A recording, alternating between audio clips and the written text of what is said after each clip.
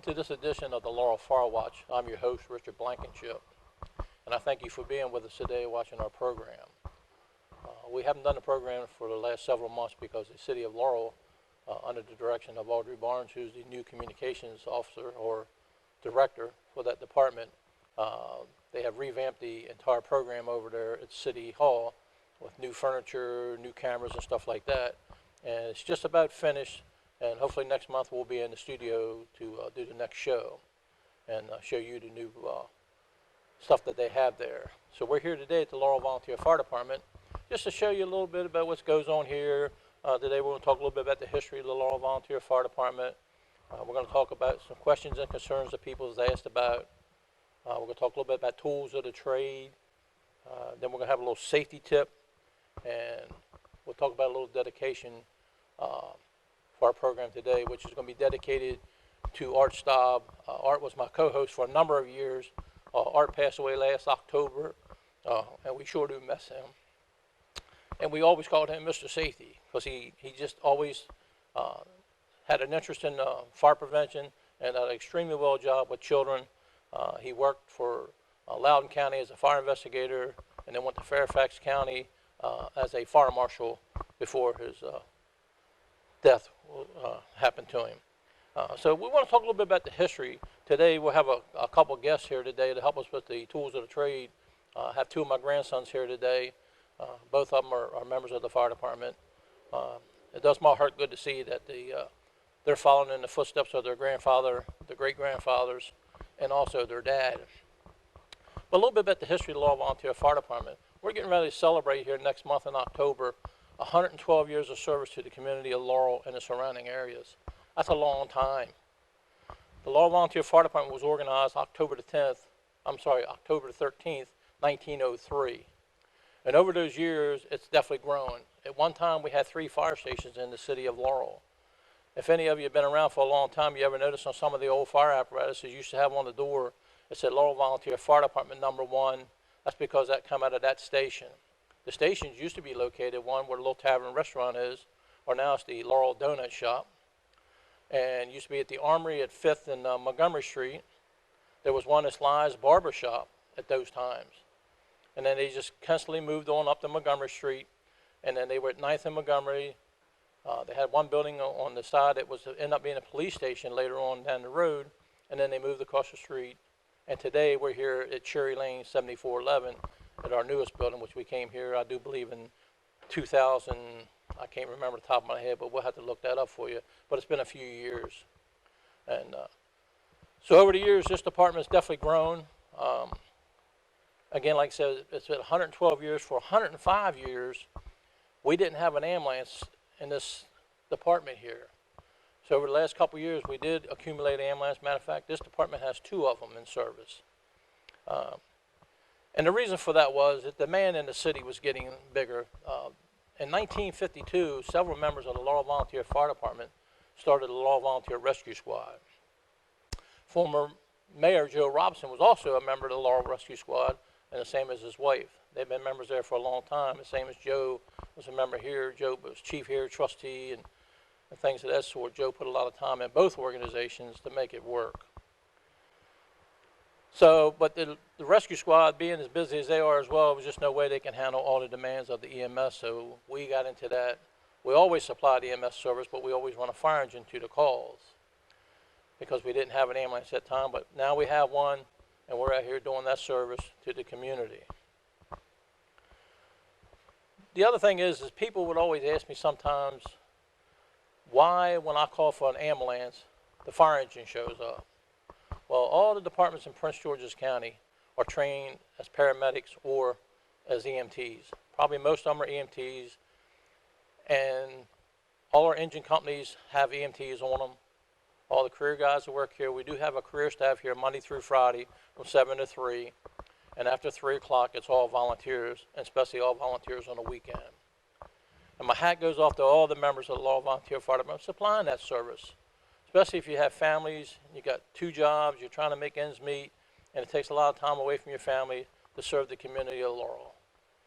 They do it with pride because they want to do it and they want to be here. And again, my hat goes off to all those people, especially the line officers and administrative officers. It takes a lot more time to fill those positions, and again, it's dedicated men and women of this department to do that.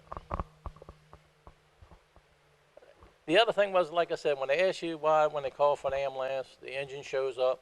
Again, depending on the type of call, and if we're closer and our ambulance is out on another call, then they're going to run the engine for the closest service to get there before the next new ambulance shows up. That's why we come with the engine. Don't get upset because we show up first and say, hey, I call for an ambulance. We understand that. We're here to supply a service. The only thing the ambulance can do that we don't usually do is transport. And there's been times where the engine has transported people to the hospital on the engine, depending on where the next new ambulance comes from. Okay, as you can see here while we're doing the show, these guys got a call. We'll get a little opportunity to watch them respond on the call.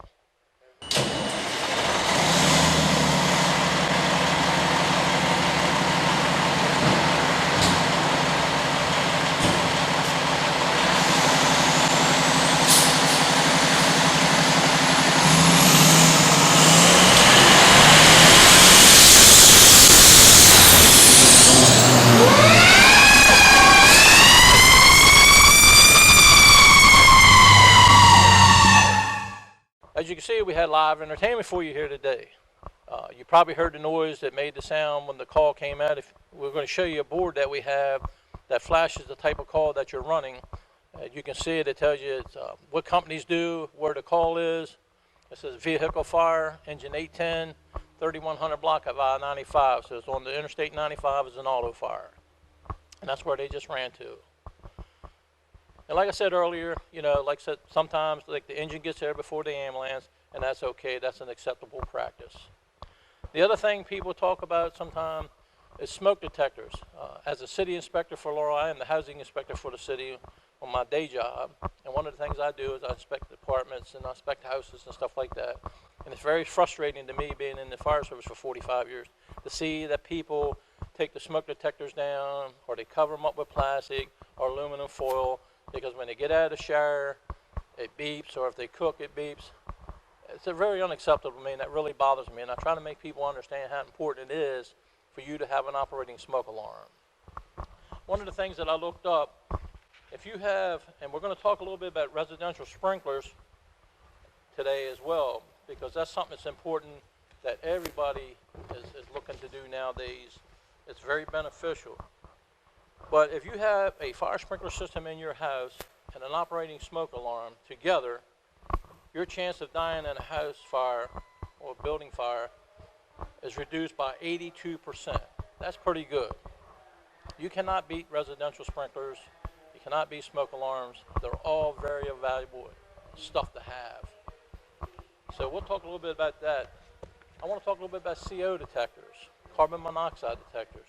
If you have any gas appliances in your home, if you have a fireplace, anything you have incomplete combustion, you need to have a carbon monoxide detector. CO is colorless, odorless, and tasteless. Every year when the weather changes and the furnaces come on, the people fire up the fireplaces, we have people die in residential homes because of carbon monoxide poisoning. Some of the side effects that you'll see if they have carbon monoxide poison, you get like the flu. Maybe you have it, or your entire family may have it. You get headaches, your skin gets flushed, you get red, stuff like that. You know, if you think you have any symptoms of that, you need to go to the hospital and have yourself tested, because it's very dangerous. It's one of those things that you can go to sleep and never wake up. So you need to have a carbon monoxide detector. You know, spend $35 or $40 on one and put it in your house. Same thing with the smoke detector. Now they have the 10-year seal smoke detectors, which are fantastic. You install them, you turn it, once you twist and lock it in, it's good for 10 years. You don't have to replace the batteries. Again, now the weather's starting to change, the season's changing, and twice a year, when we change the clocks, we change the batteries in the smoke alarm. Again, if you cannot do that because of your health, or you don't have a ladder to reach it, you contact your local fire department. They'll come out and help you, or you contact the city fire marshal's office at the city, which the phone number there is 725-5300, and somebody will come out and do that for you. I've done that quite a bit on my job. I love doing that on my job because I know people are safe when I do that. And it keeps me happy to do that, and I know the city doesn't mind doing it. We talked a little bit about residential sprinklers. Residential sprinklers are a fantastic thing that they come up with. We've had sprinklers around this country for a long, long time in commercial buildings. And then over the years, we found out that they do help keep fires small, because all fires start small, unless you have some type of explosion or something like that, and then yes, it's going to be bigger.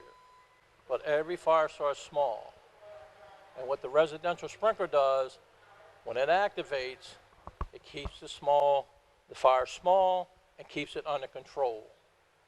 One of the things what happened, the National Institute for Standards and Technology says fires can reach deadly proportions only in 3 minutes or less. That's pretty quick. You can have an entire house go up within 3 or 4 minutes. By having residential sprinklers, it keeps the fire, small, and it keeps it under control. Now, people had the myth of, well, when the sprinkler goes off, all the heads are going to operate, it's going to flood out my house. That's not true. The only heads that are going to operate are the ones closest to the fire. That's the only one. It takes a certain amount of heat to make this thing activate, and then it's going to go ahead and control the fire. Sprinklers are 99% effective. The only other times that they're not effective is if, like I said, you had an explosion which damaged the piping, or the thing was turned off. If you have residential sprinklers in your home, they're very low maintenance. Actually, there's not a lot of maintenance to it at all. The only thing you have to do is make sure that once a month, if you have a pump to it, especially people live in rural areas, they have a tank that has water in it. You want to run the pump once a month and just make sure it runs. Make sure the electricity is still hooked up to it. And then you can test it if you have that. The other thing is you want to make sure that the valves are open, that the kids didn't get in the room and accidentally turn off the valve. You want to make sure that the wife or you or somebody didn't put clothes hangers on the pipes and can pull on them and stuff like that. Other than that, they're pretty much maintenance free. Now, it's easy to have them installed when you build a new house. It's easy to do that. But if you have an older home and you'd like to have one installed in there, they can do that as well. And it's not that expensive. You know, if you're interested in residential sprinklers, you can contact the city fire marshal, who is Mr. Dave Cope, is the city fire marshal for Laurel, and he can give you tons and tons of information of how these things work, where you can get a contractor and everything that you need to have one installed. But again, they do save lives, and the reason, like I said, they keep the fire in a small portion, because like I said, what will happen is if you have an operating smoke detector and sprinklers, the risk factor is great. You know, 82% chance of you not dying in a fire is awesome. But we do have people killed in fires that don't have sprinklers, and again, some of them don't use their smoke detectors, or they take the batteries out of them, or they don't replace them like they're supposed to. And if the equipment's not operating, then it's not going to work. Again, like I said, if you got any questions on it, please contact the city fire marshal's office, and we can give you tons of information on it. And again, it does save lives, because one of the things that happens in fires is they got what they call a flashover. Nobody can survive a flashover. If a firefighter is involved in a flashover, we have protective gear that we wear anytime we go into a fire. But if that thing would flash over, that only allows you about 15 or 30 seconds to get out of that building before something happens to that, because then you're going to burn as well. And that's something that it helps the fire service as well if you have sprinklers to control the fire, to keep the flashover from happening, and it's safer for our firefighters, and it's also safer for you as a resident to be able to get out of the house. So it's a good thing to have. One of the things that Dave Cope asked me to remind everybody, that the fire marshal's office for the city every year for the week of fire prevention, and we want people to practice fire prevention all year long, not just the week of fire prevention week, but the dedicated week for fire prevention, so that we can get out to the schools, and we make time for that because all the schools allows a certain time to come in that time of year to do that. On October 7th, we're going to be at the Laurel Elementary School. October the 8th, we will be at the Scotchtowns Hill Elementary School, and October the 9th, we're going to be at the St. Mary's School. So just let your kids know that they're in those schools that will be coming out. If they have any questions they want to ask us while we're there, feel free to do so. But we'll have a lot of fun. We'll have Sprinkler the fire safety clown will be there. We got Sniffy the smoke detector will be there. And me, truly, your guest speaker, will be there to lead you on. So we're looking for a good week there as well. Now what we want to do today, again, like I said, we want to talk a little bit about tools of the trade. We're going to have Brian Cox, who is a firefighter EMT with our department. Brian's been around for a number of years. And we want to explain to you, I noticed you've probably been around and you've seen an ambulance show up and you've seen the guys get out. They start checking the patient, they start checking a pulse, they start doing a blood pressure, they look at the skin colors and stuff. Why do we do that? Why is that important for us to do that? What kind of information do we get off of that? Is that something we really need to do? Absolutely. And Brian will explain that to you, why we do those things. What we're going to do now, we got a little live demonstration. We're going to talk about some EMS stuff as tools of the trade. Again, like I said, we got into the EMS system a long, long time ago, and it constantly changes, and we have to do certain things. And Brian is going to explain to us. This is Brian Cox. Brian's an EMT firefighter here at the Laurel Fire Department. And he's going to explain to us the reason why they do blood pressures and pulses and those kind of things, why that information is important to not only to him, but also to the doctors when you get to the hospital. They want to know certain things, and he'll be able to tell them that. So Brian, it's all you. So some of the vital signs that we take from folks or assess on a patient are their blood pressure, their pulse. We check their pupils to make sure they're equal and reactive. We also check lung sounds and a few other things. So I'm going to go over some of those vitals right now. The first thing that we check is their pulse. This is a pulse oximeter. This helps us assess somebody's pulse and the amount of oxygen that's going through their body. So I'll put this on your finger. Pretty painless, got a little red light inside of it. And the tool here will tell us exactly what their pulse and O2 saturation is, basically how well their lungs are working. Right now his O2 saturation is 98%, which is fantastic, and his pulse is 72, which is great. So, one of the other things that we'll check is also blood pressure. So I have a stethoscope here and a blood pressure cuff. Blood pressure checks how well the heart's working, how well the heart's pumping. Your heart is basically a pump, and the blood pressure tells us how much it's pumping and how hard it's pumping. So we'll put the blood pressure cuff on the arm.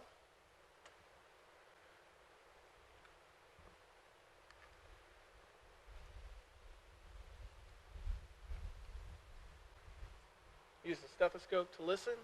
And what we're listening for when we pump the blood pressure cuff up, we actually stop the blood flow to the bottom of the arm. We're going to listen for that first gush of blood that comes through as we release the pressure on the blood pressure cuff, and then that last one that we hear as the blood pressure cuff deflates. So that's going to give us our top and bottom numbers, our systolic and diastolic numbers of your blood pressure. We'll go ahead and pump it up.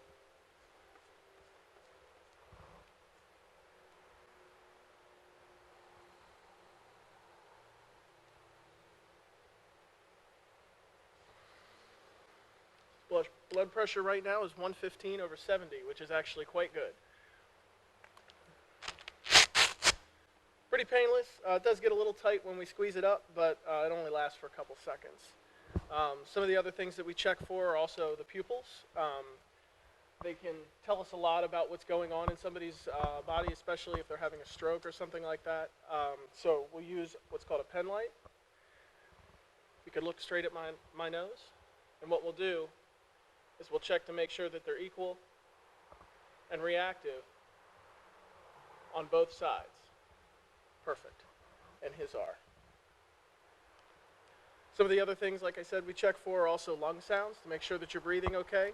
If you have trouble breathing, sometimes if you have pneumonia or COPD, we can hear different things inside your lungs, wheezing or rales, and that can tell us what's going on. breathe real deep breaths for me.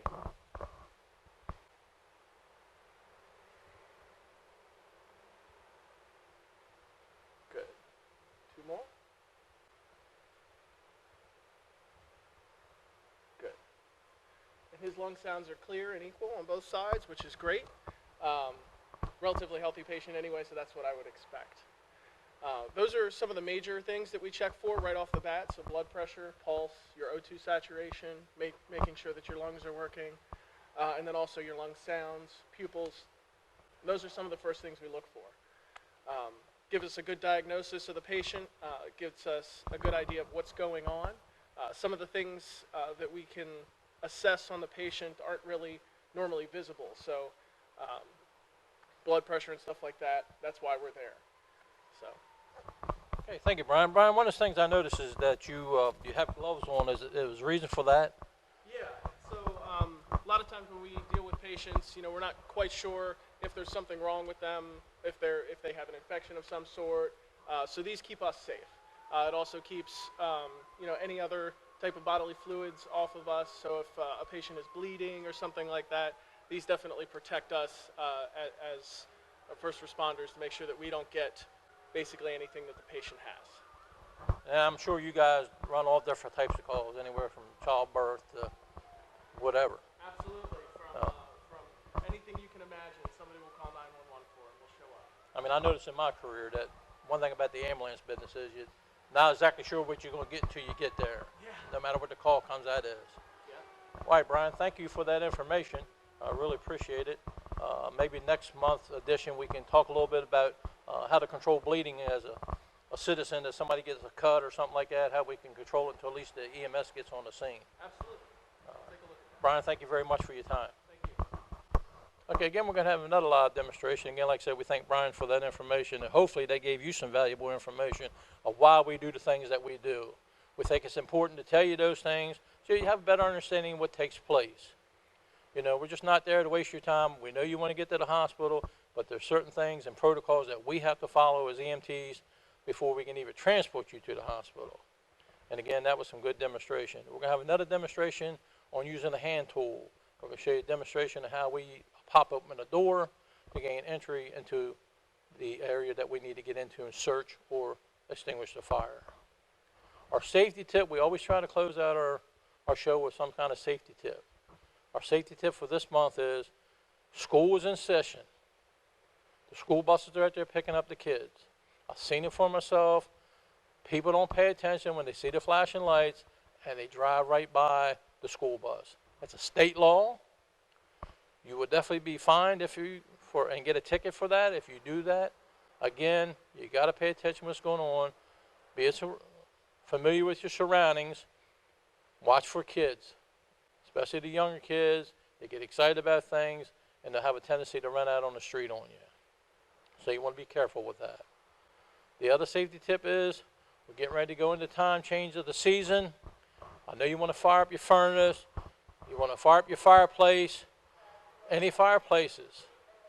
Make sure you have them inspected and you have them cleaned before you do anything with them. It's for your safety as well as your family and as well as your property. You don't want to damage your property. Same thing with your furnaces. Have them checked. Have the service company come out and do a service on them and make sure they're safe to use. It's very important to do that. The other thing I wanted to do, like I said earlier, well, let me bring one thing back again when I talk about the fireplaces and the furnace, is make sure you have any gas appliances. If you use a fireplace that we do, it's very important to have a carbon monoxide detector. It's very important to have that. So remember to do that. The other thing is, like I said, I wanted to dedicate this show to one of my good friends, Art Staub. Art was a beloved member of this department. He was a life member of this department. I don't know anybody who was more dedicated to Art to do fire prevention than he was. He lived for that. He taught that. Matter of fact, his daughter, she's unfortunately can't be here today. She had a prior engagement to do something. She joined the fire department as well to serve just like her dad did. She wants to follow his legacy. She wants to do fire prevention as well. She's in Firefighter 1 right now. His wife, Karen, is very active in the fire department. She comes up and gives us a hand at open house. And I think October The fourth, I do believe, is the open house here at the fire department.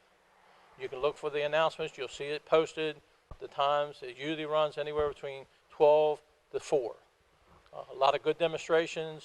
We have things here from the fire department. We have Public Works comes in and shows us some stuff.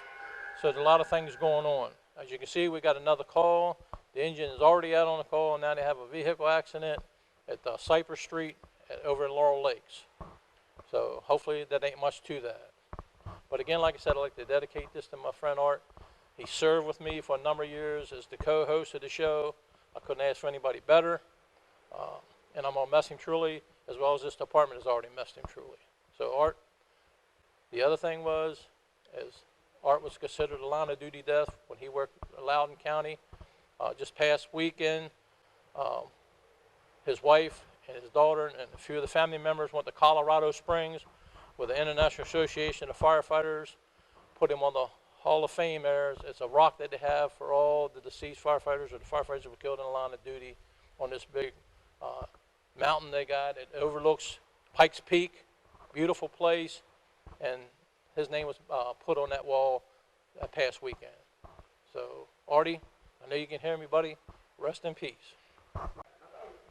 Okay, what we're going to do now, we're going to have a demonstration of how to pop a door using a flathead axe and a Halligan bar.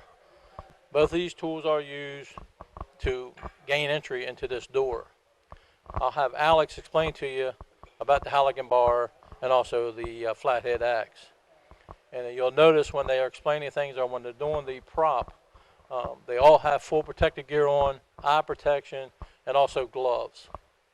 The reason why they want to have that is when you start pushing and banging, you have a chance of smashing your fingers or something flying up hitting you in the face. So you want to have all your protective gear on. Also, if this was a live situation and it had an actual fire, that they pop that door, the last thing they want that fire is to come out on top of them and not be protective. It's very important that we protect our firefighters. We train on that. This door prop was purchased so our firefighters could continue to do training on how to pop doors. We also have a roof prop in the back of our firehouse that we use to practice opening up roofs. Alex, would you like to explain the tools? These are what known as irons. Comes with a flathead axe and a Halligan bar. So the flathead axe is to strike the back when you have the fork in the door. You strike the back, get a good wedge in there so you can pop the door. And there's the adze and the pick. These are also used to pick out doors. Get through it. Just stick it in there and then just pry it open. So. And this is a two-person job? Yes, this is a two-person job. There's one guy that in the front, get it in the door and then strike the back. So it gets a good tight seal in there. So when we pop it, it doesn't slip out, stays in there. Okay, you guys are going to give us a demonstration on how to do this? Okay, so we have Brian and we have Alex. It's going to show us a demonstration of how to pop open a door. Again, you notice full protective gear, eye protection, and gloves.